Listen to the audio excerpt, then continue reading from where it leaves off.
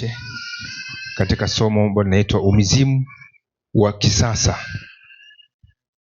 katika siku za mwisho. Umizimu wa kisasa katika siku za mwisho. Sabato ya nyuma ile ya juzi tulijifunza habari ya umizimu. Tulifika tamati lakini hatukumaliza. Kwa hiyo ningeomba leo tuendelee na mnipe nafasi kuweza kuwasilisha kile ambacho Bwana amenipa leo kuwasilisha.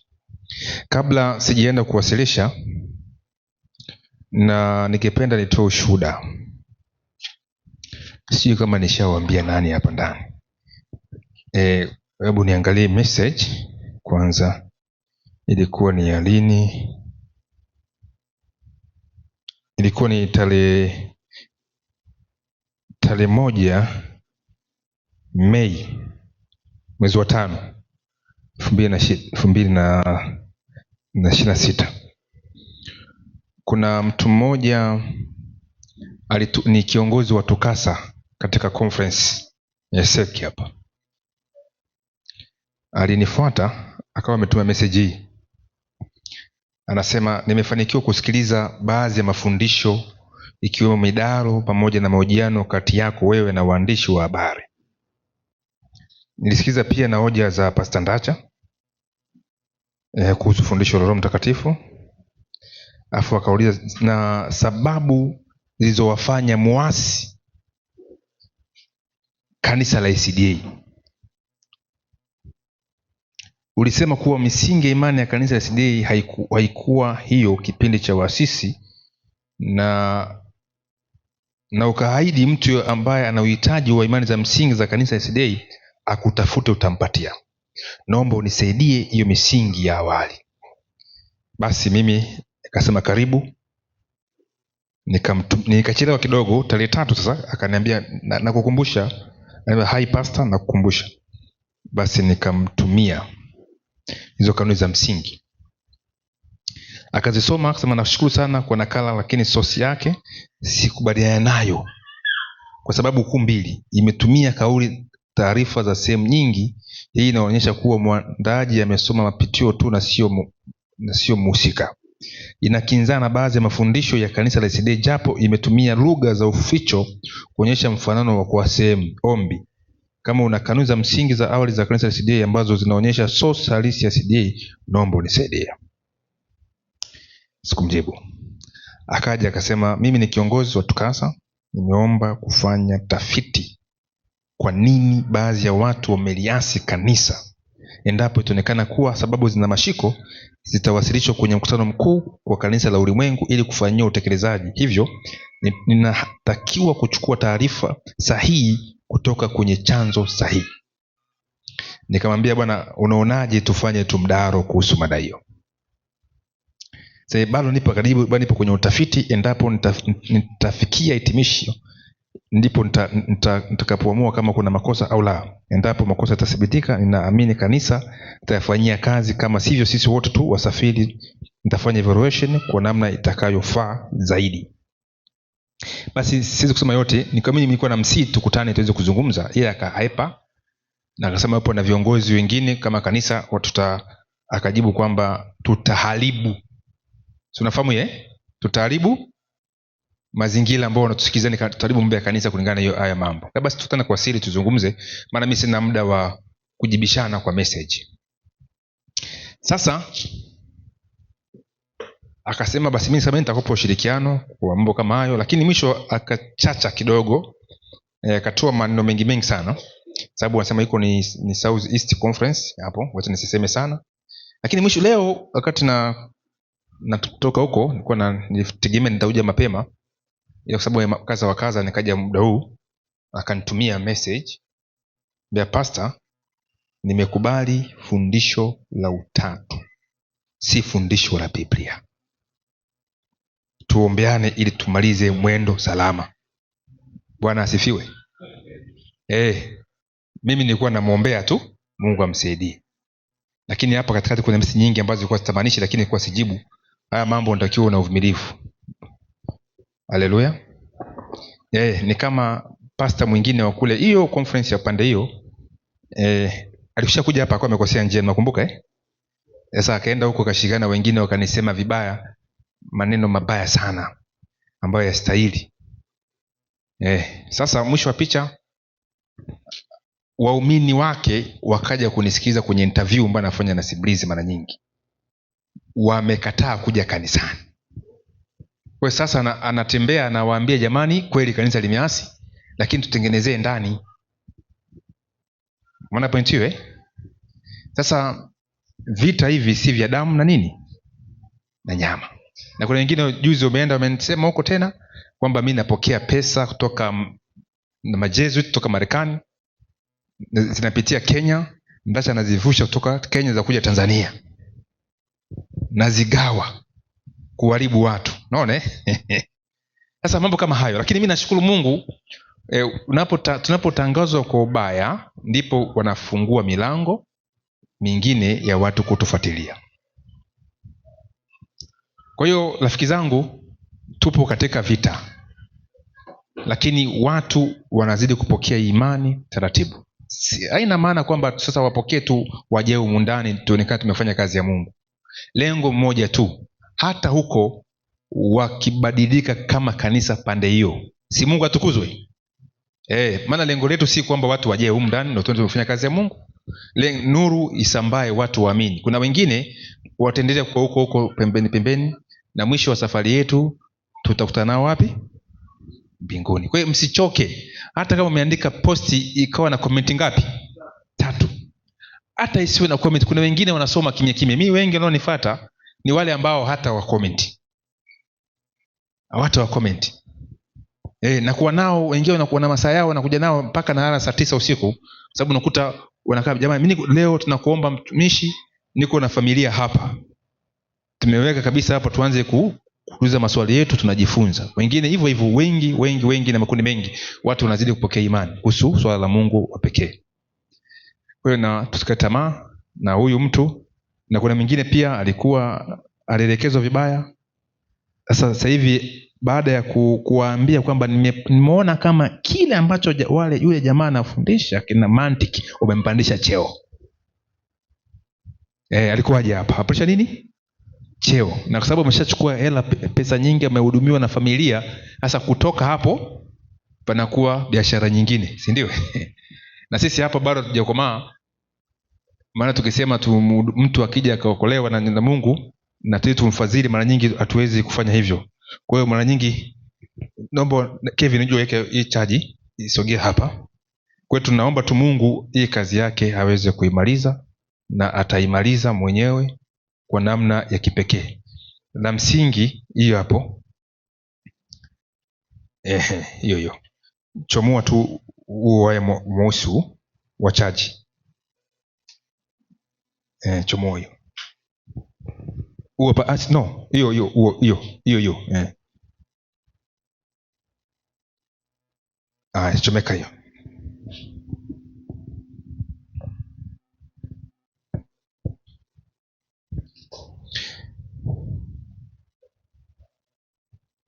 Asante, iko sawa.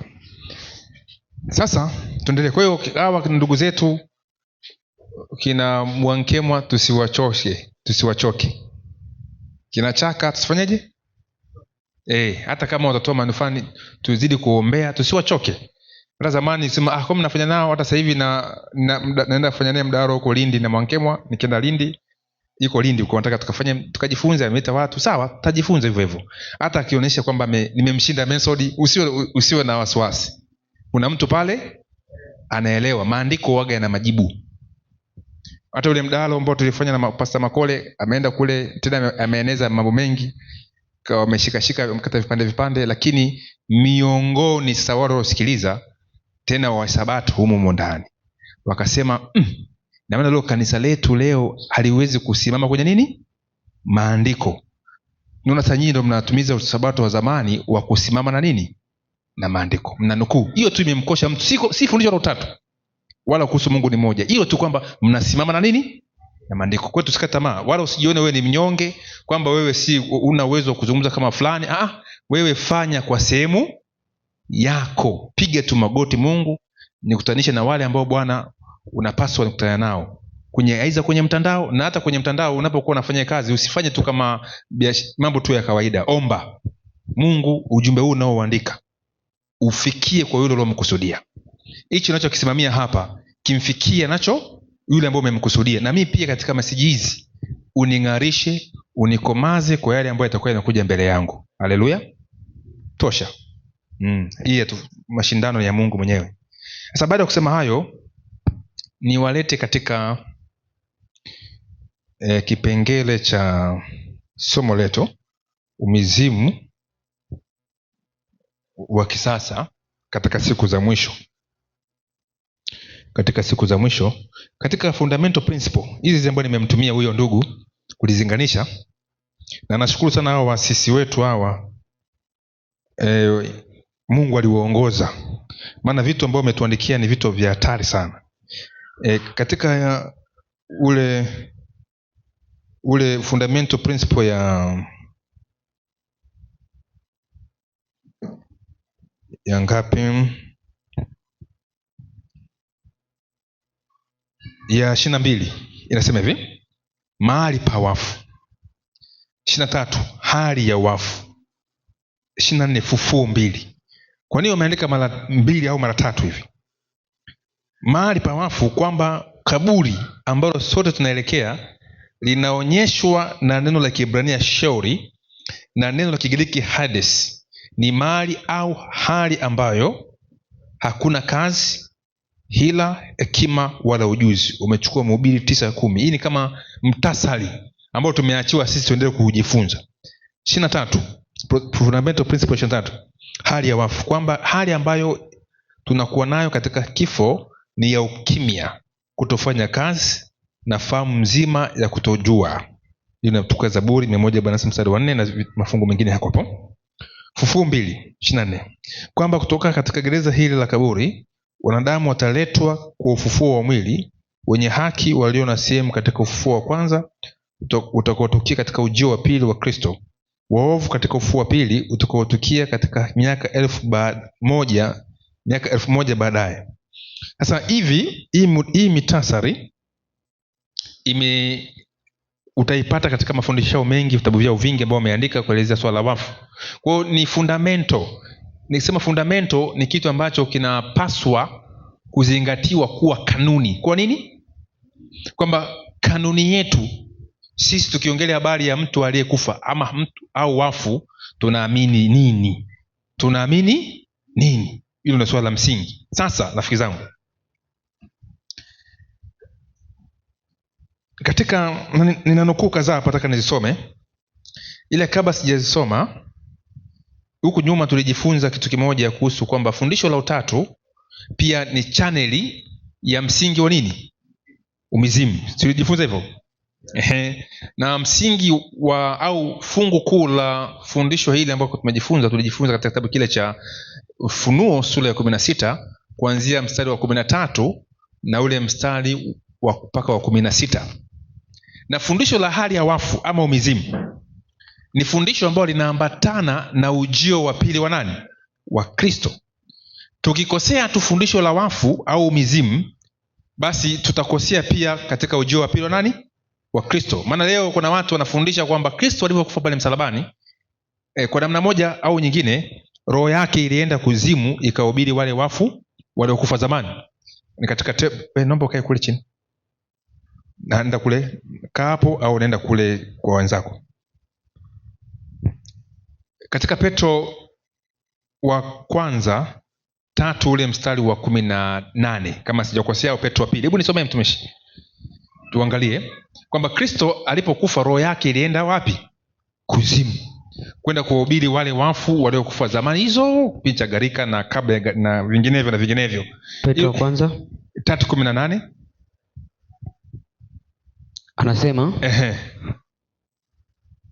anasema hivi, kwa maana Kristo naye aliteswa mara moja, ndio, kwa ajili ya dhambi, mwenye haki kwa ajili yao wasio haki, ndio, ili atulete kwa Mungu.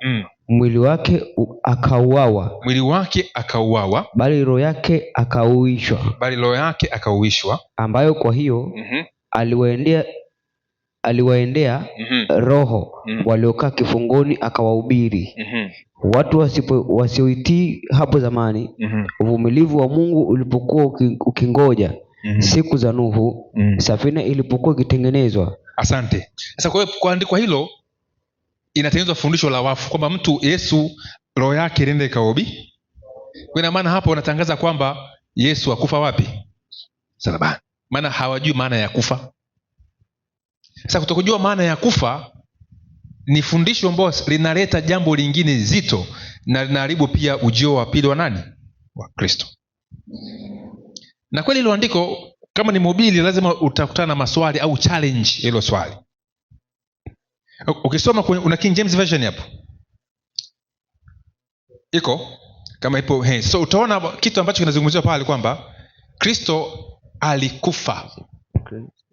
Alikufa na akauishwa kwa roho, yani manake alifufuka, akauishwa kwa roho. Unaona? Na hiyo roho ambayo ilimuisha ndiyo ilifanya mahubiri kwa watu wa nini? Wa zamani. Ambao sasa kwa sasa wameshaku. Lakini walihubiriwa na hiyo roho ya Mungu kabla wajafariki. Hebu isome kwa James version au lugha kidogo mangi uruza kahawa sana. Haya, mpe sasa huyo mtu mwenye Rosoma education. For Christ also has once suffered for sins, the just for unjust, that he might bring us to God, being put to death in the flesh, but quickened by the Holy Spirit, by which also he went and preached unto the spirits in prison, which sometime were disobedient. Asante. Kwa hiyo ukiona hapo alifufuliwa, aliuishwa kwa Roho Mtakatifu. Simetumika hapo? The Holy Spirit. Lakini kule imetumika nini? Roho yake. Kwa lazima tuangalie kidogo nyuma. Sasa hili andiko halina tofauti na 8:11 kitabu kile cha Warumi. Unaweza ukalisoma pale ile andiko. Sasa ukiona sasa kwenye matendo mengine awasema kwamba alivyokufa akauishwa kwa roho, ambao kwa hiyo aliwahubiria watu ambao wako sasa wako wapi? Kifungo? Ambao kwa kifungoni sasa. Sasa kwa wakati ule roho yake ilienda kuhubiri. Soma andiko. Warumi 8:11. Lakini ikiwa roho yake aliyemfufua Yesu katika wafu ndio anakaa ndani yenu, yeye aliyemfufua Kristo Yesu katika wafu ataiuisha na miili yenu iliyo katika hali ya kufa. Asante. Kwa maana Mungu alimfufua Yesu katika wafu kwa njia gani? Kwa roho wake. Ambacho Petro anakizungumzia pale. Ambao kwa hiyo alishawahubiria watu wa nini? Kwa maana Kristo walikuwa wanahubiri. Mhubiri ni Kristo mwenyewe, ila kuwa anahubiri kwa roho kupitia manabii wake. Hebu nipe andiko hili. Mwanzo sura ya 6 na ule mstari wa 2. Mwanzo 6 mstari wa 2. Anasema wana wa Mungu waliona hao binti za wanadamu ndio ya kuwa ni wazuri, wakajitwalia wake wowote waliowachagua. Bwana akasema, naam, roho yangu haitashindana na mwanadamu milele, kwa kuwa yeye naye ni nyama. Asante. Kwa maana roho yangu haitashindana na nani? Na mwanadamu milele. Kwa maana wakati dunia ya Nuhu inafanya vituko vyake, roho ya Mungu ilikuwa ikiwashuhudia huu ni ubaya, huu si ubaya.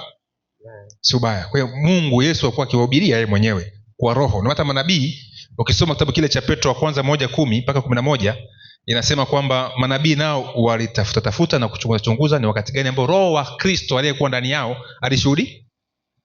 alishuhudia. Kwa maana roho wa Kristo alikuwa akifanya kazi ndani ya manabii, akifanya kazi ndani ya Nuhu. Kwa Nuhu aliwahubiria watu miaka 120 ninavyosema katika maandiko, lakini alihubiri maana yake Kristo alikuwa anahubiri kwa njia gani? Roho ya Nuhu. Kupitia roho wake, roho wa Kristo. Kwa hiyo roho wa Kristo ambaye ni roho wa Mungu alivyokufa ndio Yesu naye alifufuliwa.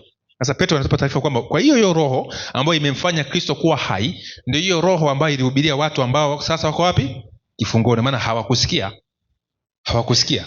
Kwa tunaonywa na sisi pia kwa leo pia. Hapo chini ukisoma, ubatizo umekuwa ni ishara. Tunapita kwamba sisi pia Roho wa Mungu huyo akitushuhudia, na bado tunampinga Roho wa nani? Wa Mungu. Tunashuhudiwa kuacha hiki, kufanya hiki, tunampinga. Ndoa zimekuwa kizungumkuti, mambo yamekuwa elewe, sababu tunampinga nani? Roho. Tajuzi kuna mama moja ameongea hapa Tanzania, huenda kuzamilia hivyo, lakini mimi nilielewa hiyo ni jiwe gizani la kufanya itilaf la taasisi ya nini? Ya ndoa. Kwa hiyo sio kuona mambo kama yanavyokuwa hivi, na watu kama hao wana mvuto mkubwa, na akisema jambo basi linavuruga. Hata ukiangalia vaa yake na kadhalika, ingawa anatetewa na mapasta ambao najua baadhi ya mapasta wapo katika system ile ya Lucifer. Lengo tu ni kuvuruga, kufanya itilafu, kuwafanya binti zetu, mama zetu, wake zetu wapate elimu nyingine ambayo si ya Mungu. Bwana asifiwe. Tuko wapi? Vitani. Tunapambana na roho za mashetani, na roho za mashetani hazifanyi kazi nje ya mwanadamu. Roho za mashetani zinafanya kazi ndani ya nani? Ya mwanadamu, kama Roho wa Mungu anavyofanya kazi ndani yetu akituonya. Bwana asifiwe. Kwa hiyo mimi ni mhubiri mzuri, sawa, lakini kumbuka Roho wa Mungu iko ndani yako akisii watu wamjie nani? Mungu. Kwa hiyo amekutumia, na ukiona unakuwa na mvuto mkubwa, ni kwamba Roho anataka kukutumia kwa sehemu kubwa kama apendavyo yeye. Sasa katika swala la umizimu, sasa Ibilisi huyo ametanda kwa namna kubwa sana. Ni moja ya ngome yake kuu, na ameinvesti sana katika eneo la wafu na umizimu, ili dunia nzima iweze kuenezwa na mafundisho yake ya ubatili. Maana ni mjanja, anajua kabisa Mungu ashirikishwi, Mungu changanya. Sema ni mtego wake, sema hawa tayari wapo ndani ya mtego wangu. Tutabishana huku na huku, ila kuna mafundisho ambayo yanatuunganisha. Sasa kabla sijazama sana, nataka niwape kitu kimoja, historia moja fupi mweze kuelewa jambo hapa. Ibilisi alishindwa na injili ya Kristo. Sasa alikuwa yuko kwa nje, anashambulia himaya ya Mungu ambao wakati ule ilikuwa ni Israeli. Si unafahamu alikuwa na mataifa ambao Israeli imewekwa katikati ya dunia ili iwe kitovu cha kueneza ukweli ama ibada ya Mungu. Hebu nipe kitabu kile cha Ezekieli sura ya 5 na ule mstari wa 5. Ili kueneza ibada ya Mungu, kwa sababu Ibilisi kupitia mataifa yote aliattempt kuichallenge Israeli, na kuna muda mwingine alitumia mambo ya roho yalimshinda, ikabidi atumie nguvu za kijeshi. Kwa mwisho wa siku haya mambo unavyoona yanaenda hivi Gerard, kuna siku nguvu za kijeshi zitafanyaje? Zitafanya kazi, zitatumika. Za kiroho zitapokuwa zimeferi. Kwa sasa anatanda kiroho. Endelea. 5:5 Ezekieli inasemaje? Bwana Mungu asema hivi, huu ndio Yerusalemu, nimeuweka kati ya mataifa, na nchi za zunguka pande zote. 6.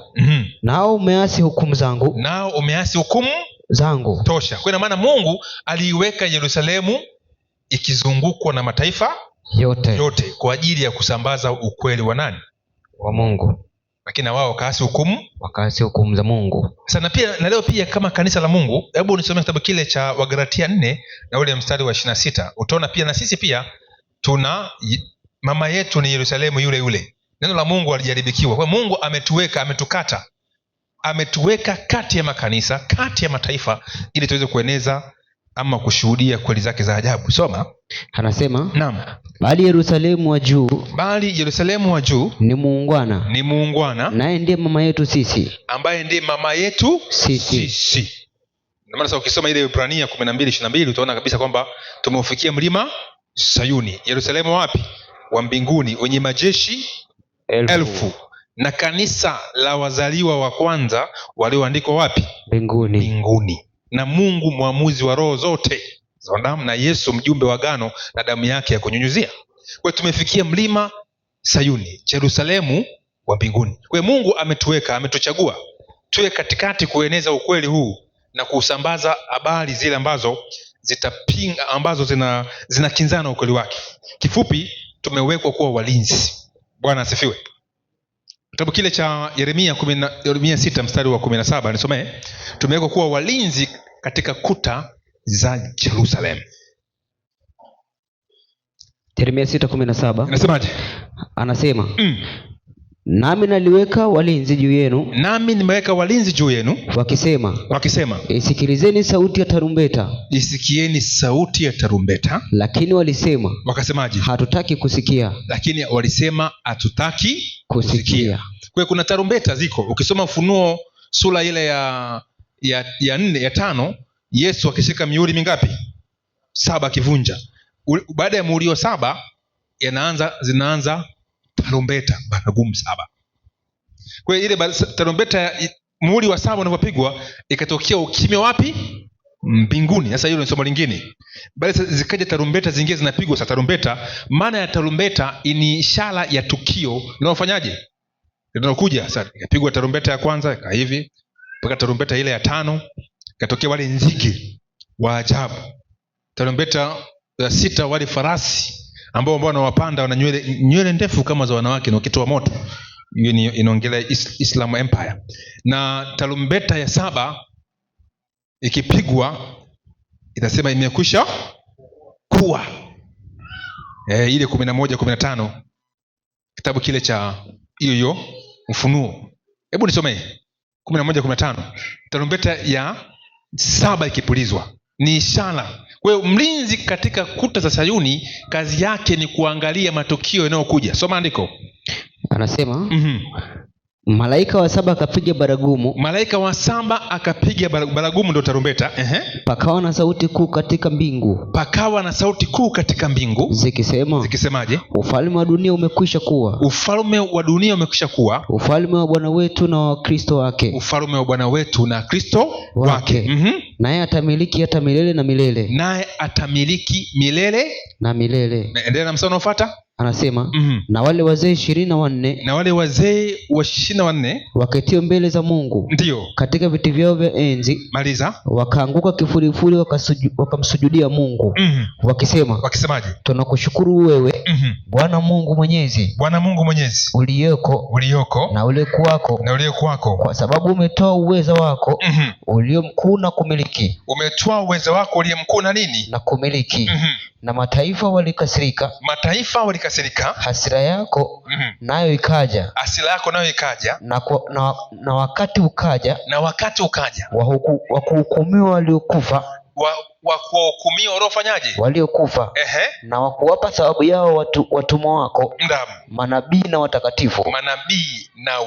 Bwana asifiwe. Amen. Kwa sababu kuna hukumu ikiendelea kwa walio nini?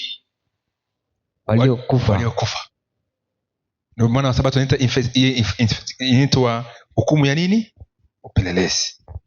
Tunachallenjiwa sana na Sabato hilo somo, lakini ndio kweli lina maandiko mengi na ushahidi mkubwa sana. Kwa hiyo hukumu inaanza, si kama Mungu hajui. Mungu anajua kila kitu. Ila sababu Mungu ni mfalme, ana viumbe wa kutosha, amewashirikisha katika mambo yake. Kwa mfano wewe Mesod, unahubiri habari njema. Wewe unafikiri Mungu atashinda kutoa malaika wahubiri Dar es Salaam nzima? Si anaweza huo? Akaamua tu kutangaza injili mwenyewe akamaliza. Lakini amekushirikisha wewe chombo kidhaifu. Ndivyo hivyo kawashirikisha na malaika, na wao wanakuwa na nukuu zao kutufuatilia na kutoa ripoti wapi? Je, Mungu hajui mpaka tuwe malaika? Anajua kila kitu. Ila kwa sababu tu ana viumbe amevishirikisha katika kazi yake mwenyewe. Maana Mungu alitamani kuishi na viumbe. Bwana asifiwe. Sasa leo kuna malaika anachukua rekodi yako, anaipeleka wapi? Mbinguni. Kwani Mungu haoni mpaka amuulize malaika kwamba Shayo pale anakula nini? Si huwezi kumficha chochote, lakini ametutumia sisi viumbe vyake kufanya kazi yake. Mungu ni mfalme, na mfalme yeye afanyi kazi kwa mikono yake, anafanya kazi kupitia wafuasi wake. Kwa hiyo maana leo hukumu ya upelelezi ikiendelea kwa waliokufa, Mungu anaangalia huyu mtu alikufa. Sasa wale malaika wanaangalia huyu mtu, taarifa zake zote zinakuja pale, zinapita mbele ya mahakama ya mbinguni, anapigiwa tiki, huyu ni wa kuangamia, huyu wa kwenda wapi? Katika uzima. Hukumu ikiendelea waliokufa. Sasa leo shetani anatengeneza mazingira kwamba hata waliokufa wako Simona ananena kinyume cha aliye juu. Wako hai. Kwa anaharibu ile hukumu ya Mungu. Ndiko moja nafikiri ni 9 ngapi? 23 au 24 kitabu kile Ibrania kwamba 27 9:27 kwamba baada ya kufa nini? Kwa hiyo pale hukumu yako inakatwa. Hukumu, mambo yanaanza hapo. Sasa kuna kitu kimoja cha unabii. Shetani alijua kabisa Mungu anataka kuifunga hii kazi kwa kishindo na kwa utukufu mkubwa kama alivyofanya kipindi cha Pentecost.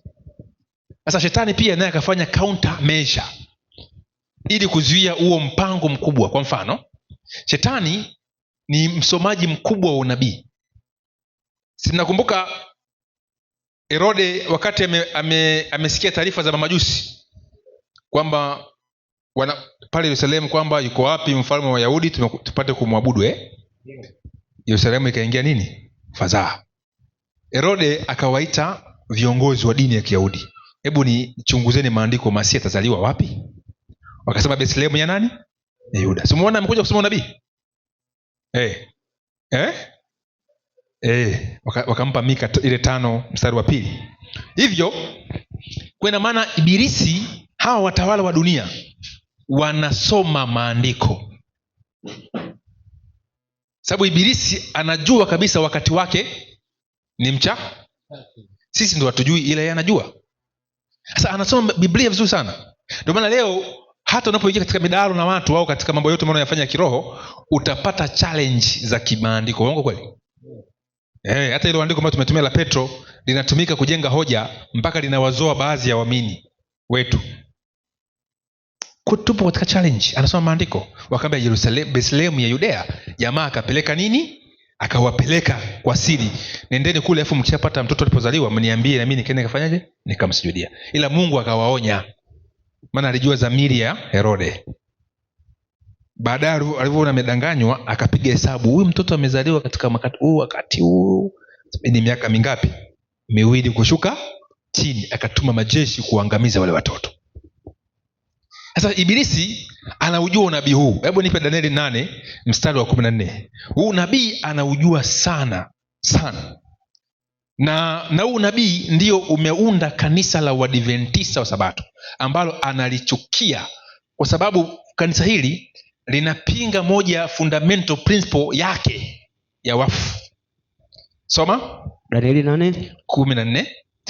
Anasema naam, akawaambia hata nyakati za jioni na asubuhi 2300 maliza, ndipo patakatifu patakapotakaswa. Ndipo patakatifu patafanyaje? Patakapotakaswa. Nadhani hatuna mashaka kuhusu na swala la ujumbe wa sanctuary message, ingawa tujachukua hatua ya kujifunza sana, na ingewezekana tutengeneze zile picha sasa hapa hapa tuziweke wapi? Hapa zile picha za sanctuary message. Hata ikiwezekana pia tutengeneze hapa nyuma hapo, tupige rangi huko, tuchore hiyo tutaza huko nje tu. Tuna nafasi ya kujifunza maana hizi teknolojia muhimu za katika tunaanza kujifunza manual pia. Sasa hilo andiko ndio limezaa kanisa la Waadventista wa Sabato, kwamba baada ya miaka 2300 ndipo patakatifu tafanyaje? Patakaswa. Miaka 2300 kwa mjibu wa imani ya Kiadventista inakomea Oktoba 22 mwaka 1844. Sasa nataka nikupe challenge kidogo. Huu mwaka ndio mambo mengi yalizaliwa duniani, na mwaka huo hata nyuma kidogo, ule mwaka 1863 ndipo anainuka mkulima mmoja William Miller ambaye alikuwa ni mkana Mungu, akamwamini Mungu, akaanza kuhubiri unabii ambao yeye hakujifunza kwa mchungaji yoyote, unabii wa Danieli 7. alihubiri excellent kabisa, ila hapo ndipo kidogo naye akaangukia hapo. Lakini uamsho ulikuwa ni mkubwa Marekani, na si Marekani tu, na Europe. Na hata kabla yake kuna mtu mmoja aliuliza, anaitwa nani huyu Myahudi mmoja, nimemsahau jina lake. Kwanza alianza Jesuit ambaye alipata nuru hii, Jesuit wa Rumi, ambaye alikuwa hajui mambo mengi, lakini Mungu akamvuvia, akaanza kuhubiri habari njema, akaandika kijuzuu kwa jina lingine, kikaenda mpaka Ulaya, kwamba mwaka 1844 Mungu atafanya kitu. Jesuit. Akaja Myahudi mmoja, maji lake limenitoa kidogo, ipo kitabu cha Pambano Kuu hapo. Huyo Myahudi naye akawa na ufunuo huo kwamba Mungu anaenda kuinua kitu mwaka 1800 ngapi? Na kama hujafika, alitembea kutafuta Wayahudi wote duniani. Na zamani kulikuwa hamna ndege, hakuna basi, kulikuwa na safari na mashua pamoja na punda, farasi. Kaenda paka Yemen, kaenda wapi kwa Wayahudi wote. Huyo jamaa amepigwa sana, amekamatwa na Waarabu na Waislamu, kateswa kwenye barafu, katupwa, kateseka. Lakini alikuwa anawaambia Wayahudi, jamani, baba zetu walifanya dhambi na makosa kumuua Kristo Yesu, na Yesu ndio nani?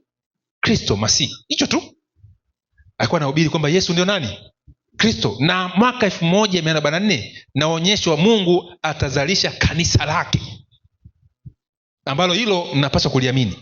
Na kweli leo malabi wengi walivyosema kitabu cha Vatican Prophet cha Ellen G. White, wengi wamempokea Masihi, Bwana asifiwe, lakini wanakwaza na utatu. Hata wale wa Sabato wa Adventista wa Israeli, kanisa la Sabato limeshindwa kwa namna ya kuwahendo, likabidi change msingi, likaandika msingi wa kwanza, Mungu huyu na Yesu ni Masihi na Roho Mtakatifu ni roho yake, mwadhabu wanafiki, ili kuwapata nani? Wayahudi. Maana walikuwa wanaamini, lakini wakija wanakuta kuna nini? Trinity. Hii dunia na visa. Laiti tungesimamisha ukweli huu kwa dhati, Wayahudi wengi leo wangeingia katika imani. Maana wana njaa, wana hofu. Alivyokufa tu Ariel Sharon, walikuwa wanamuona kwamba damu ya kimasihi. Wayahudi wengi walikimbia kwenye masinagogi, wakajifungia na kuomboleza, wakijua kwamba labda Masihi anakuja. Maana walikuwa wameweka imani yao kwa nani? Ariel Sharon. Maana walimtunza asife, wakamweka mitambo mengi. Ni waoga, wana hofu ya kifo, hawana matumaini.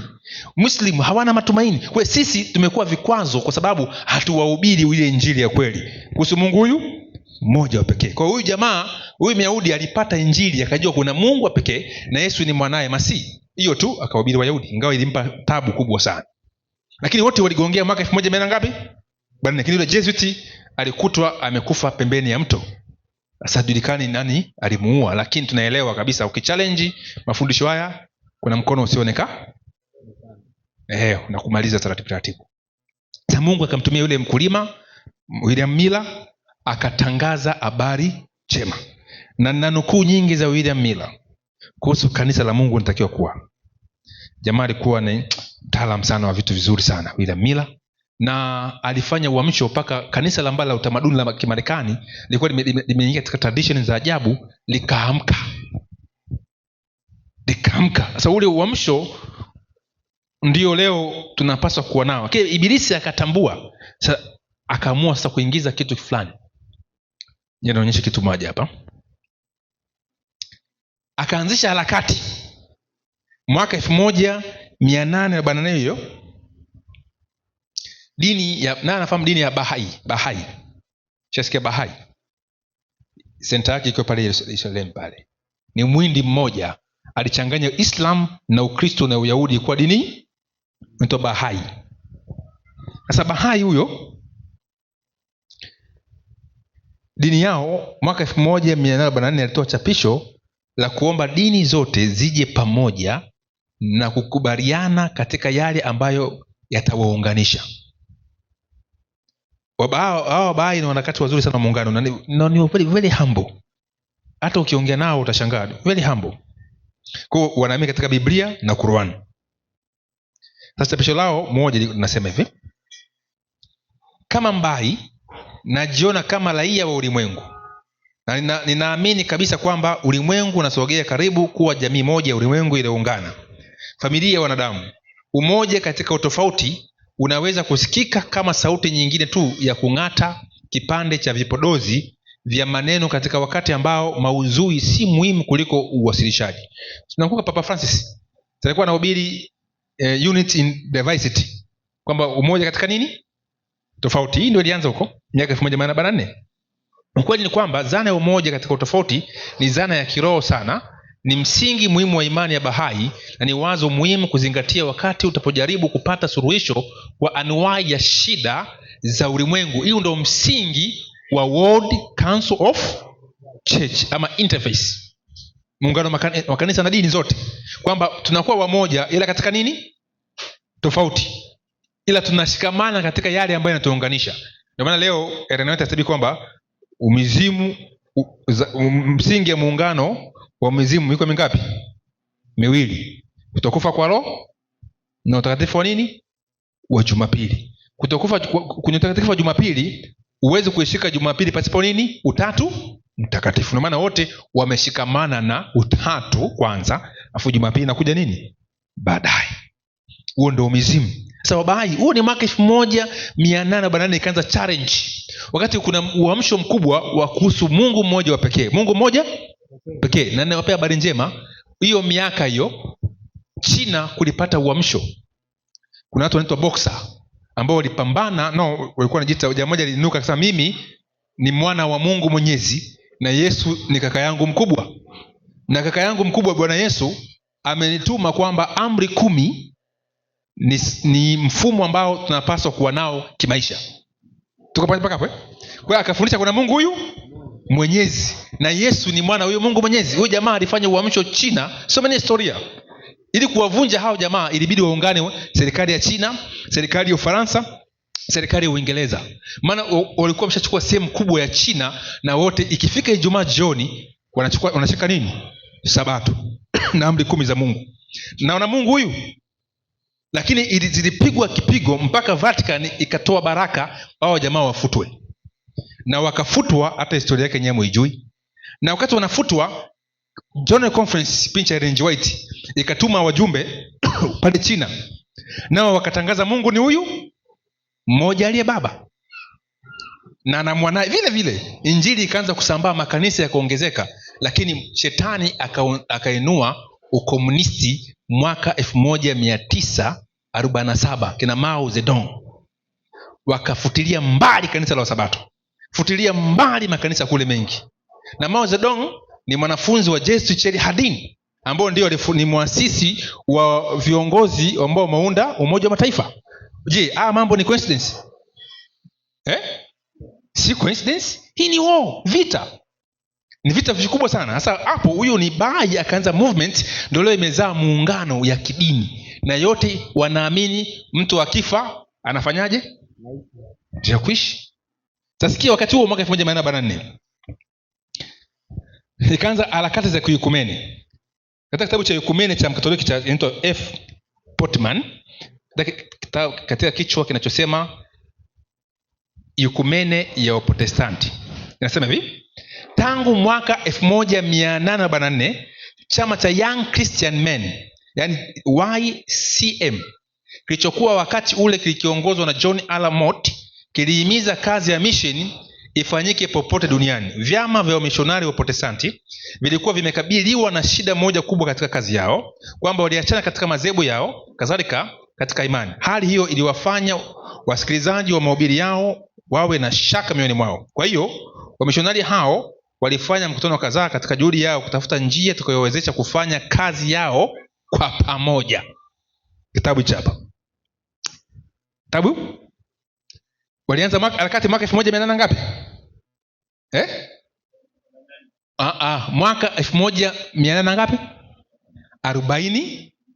Kwa wakati ule Waadventista Sabato wanainusha ile nuru ya kweli. Shetani mwaka huo huo ni ana harakati za kuunganisha madhehebu yote. Sikia kingine hapa. Huo mwaka 1844 aliinuka mtu mmoja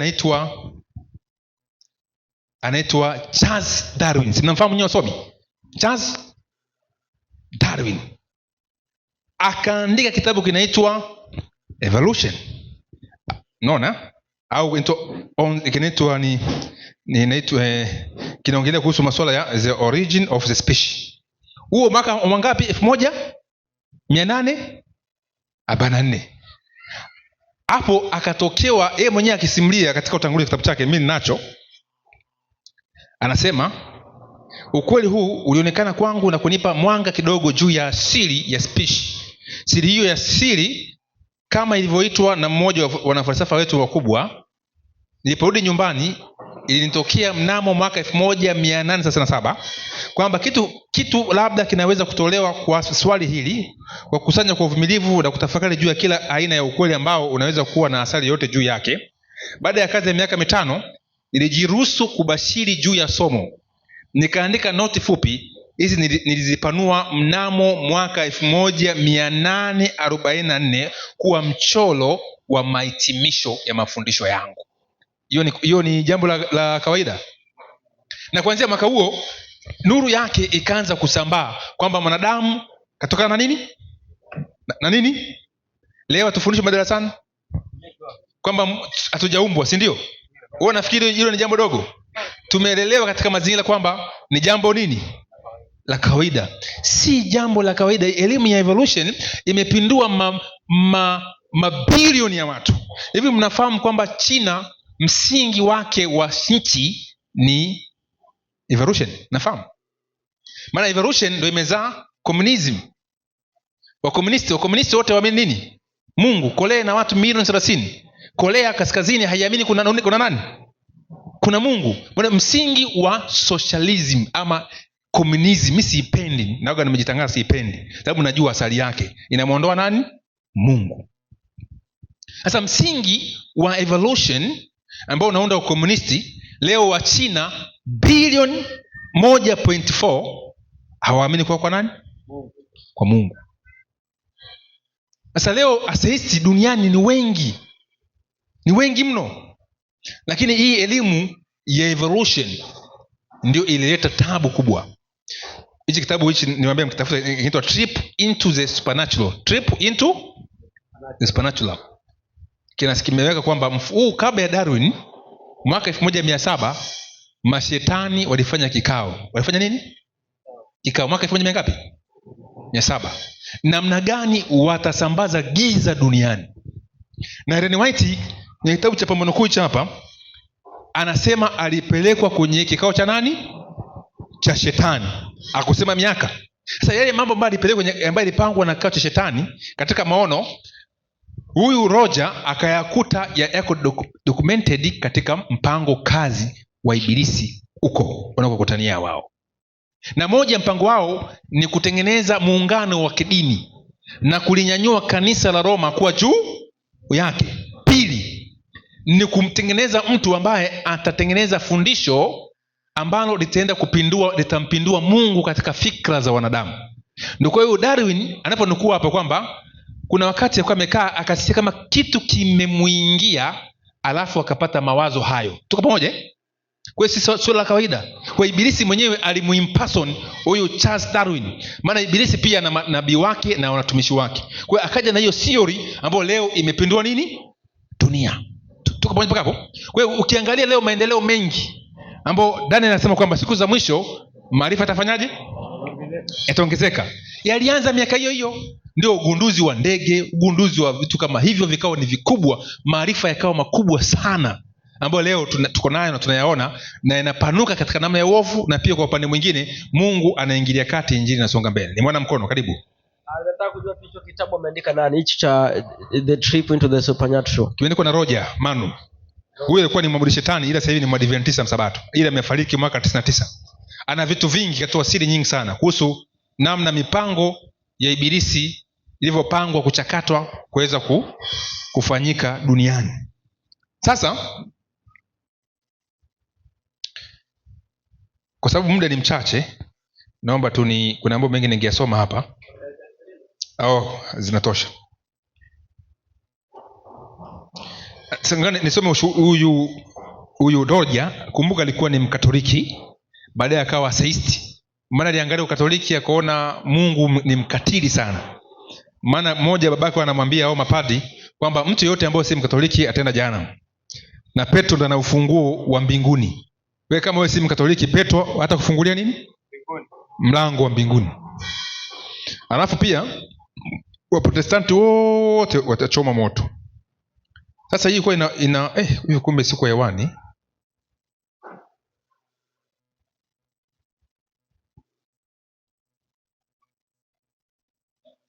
Kwa hiyo masomo lote limeenda tofauti. Uko hewani? Basi ni jambo jema. Sasa hii imeendaje?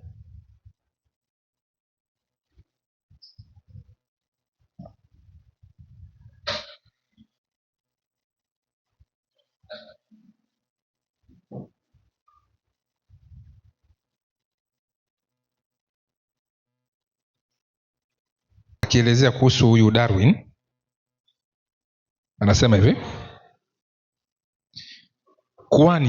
kuhani wao wa hiyo devil worshiper, na kule huwezi kuwa kuhani wa devil worshiper kabla hujapitia ngazi ya upadri. Ngazi ya nini? Hawakupi nafasi ya kuwa devil, kuwa kuhani wao. Lazima upitie ngazi ya usome theology, uwe padri, alafu ndio uje huko. Samahani, nakuwa naongeza bando hapa wakati huu ili skati.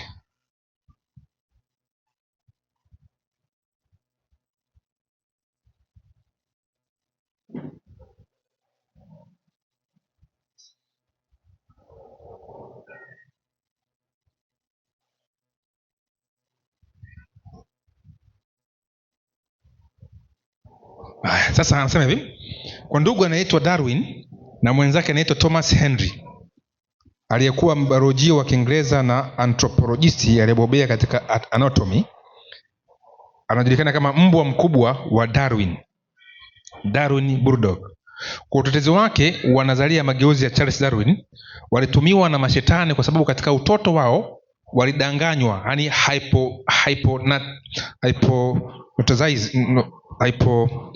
hii inaitwa nini? Jina moja hapa. Unafahamu ile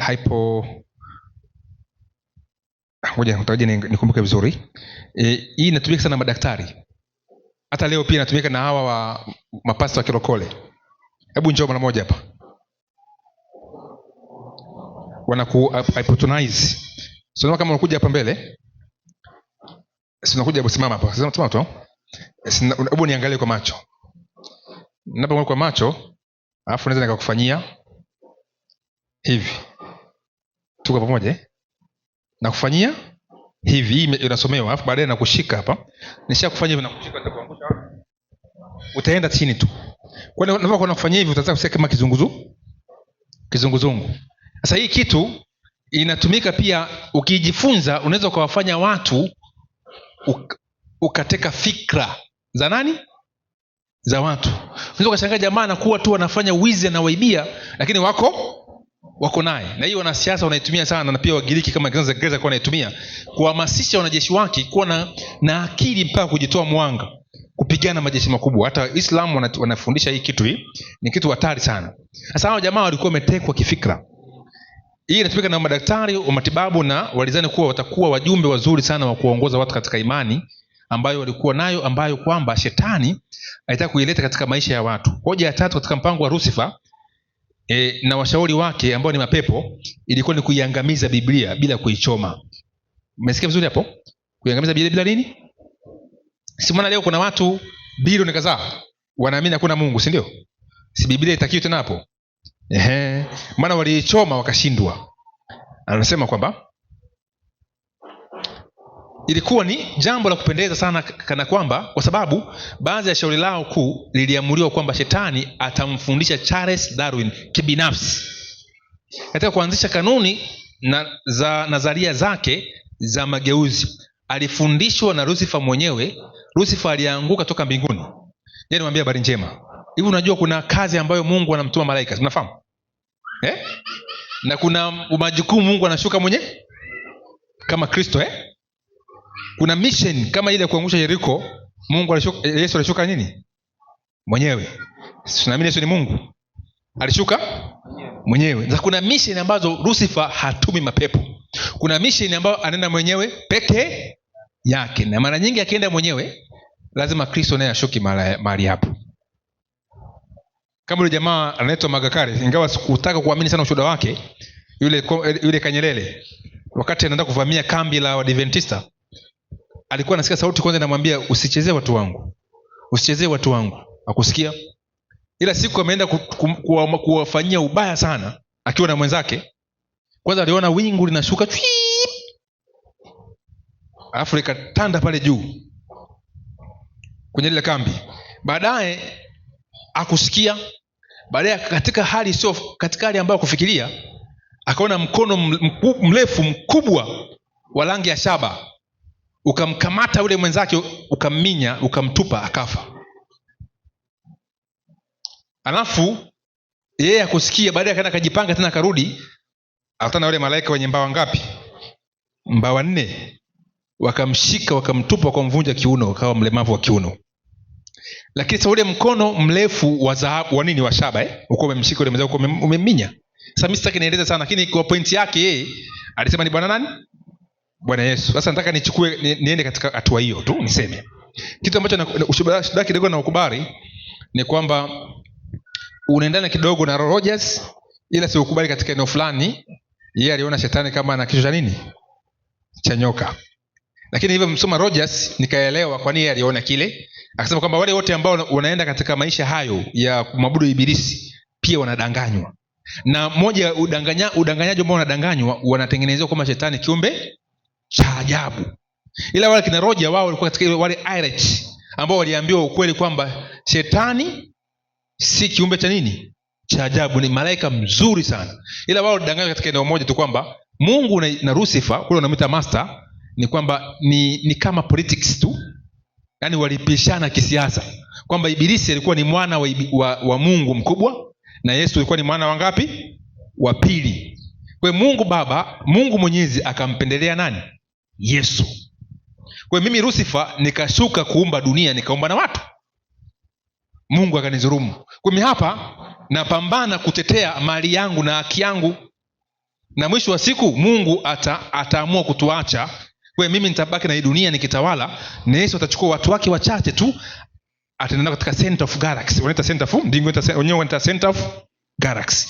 Wataenda kuishi kule. Kwa hiyo hawa wafuasi wa shetani wana moyo wa kumpigania Lucifer, wakiamini kwamba hii dunia itakuwa ni mali yao. Kwa hiyo si kwamba wanapambana kwamba wataenda motoni. Na moja ya fundisho lao wanawaambia hivi kwamba msifikiri kwamba kama vile Wakristo wanavyofundisha kwamba tutalandi katika lake of fire. Hatutaingia katika lake of fire, yani shimo katika ziwa la moto. Never. Haya mambo yatamalizika kisiasa. Na kule wana listi ya watu wote, kina Alexander the Great, kina Caesars, kwamba hawa ni wafuasi waaminifu wa ibilisi na wana tuzo kubwa sana kule. Kwa hiyo ukishakuwa mfuasi wake unakuwa listed.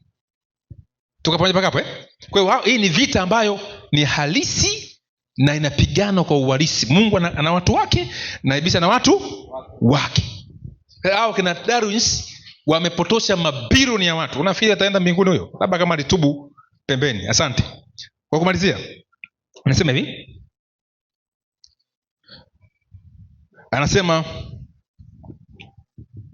sasa kuhani jini potea wapi? Mashetani na washauri wake ambao ni majini wenzake, malaika waasi, walielewa kuwa ikiwa mtu ataongozwa kuamini nadharia ya mageuzi, itamfanya katika maisha yake kuharibu kabisa wiki ya uumbaji wa Biblia, anguko la mwanadamu na mpango wa ukombozi. Ungeondolewa mbali mambo hayo. Sasa kuhani alitoa taarifa ya kipekee, akasema kwamba kulingana na roho hao, mtu yeyote atakayefundisha nadharia ya mageuzi atachukuliwa kuwa waziri wa mfumo mkuu wa kidini, a minister of greater religious system. Unaona, wanauita mfumo wa dini nadharia mageuzi kwa sababu ni mfumo wa kusomesha watu na kuwafanya wasiostahili kuwa wanachama wa ufalme wa Kristo. Kwa hiyo wewe Method ukiwa mwalimu ukafundisha nadharia ya uibukaji, kule unakuta nani? Minister.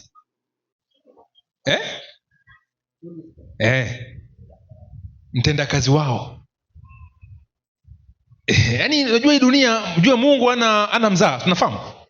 Mungu ana nini? Kwamba nafundisha tu, alafu baadaye nitafundisha ukweli kanisani. Never. Mungu anataka mtu mwenye msimamo.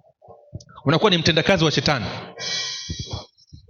Na kuhani akasema kwamba kila mwalimu wa nadharia hiyo atatambuliwa na majini kama mtu wa thamani kubwa, na atapokea upako maalum kutoka kwa shetani mwenyewe, akitoa nguvu kubwa ya kusimika upofu wa kiroho, kushawishi na kubadilisha. Yaani unakuwa na uwezo wa kumfanya mtu akaamini nini? Nadharia hiyo ya uibukaji. Hizo nguvu 3 upewa wale walimu wa nadharia hiyo. Halafu hiyo sio yote. Kuona anasema kwamba shetani anawaona walimu wa nadharia ya mageuzi kuwa na wasamani sana kwake, hivi kwamba mbele ya wenyeji wote wa galaxy yeye uweka mkusanyiko wa malaika wenye kung'aa wazuri kumfuata huyo mwalimu muda wote uliobaki wa maisha yake, na kwamba mbele ya wenyeji wa galaxy ni heshima kubwa zaidi ambayo anaweza kuwapa wafanyakazi wake kati ya wanadamu hadi pambano litakapomalizika. Kwa hiyo ukiwa unafundisha ile somo la uibukaji, wewe ni mwalimu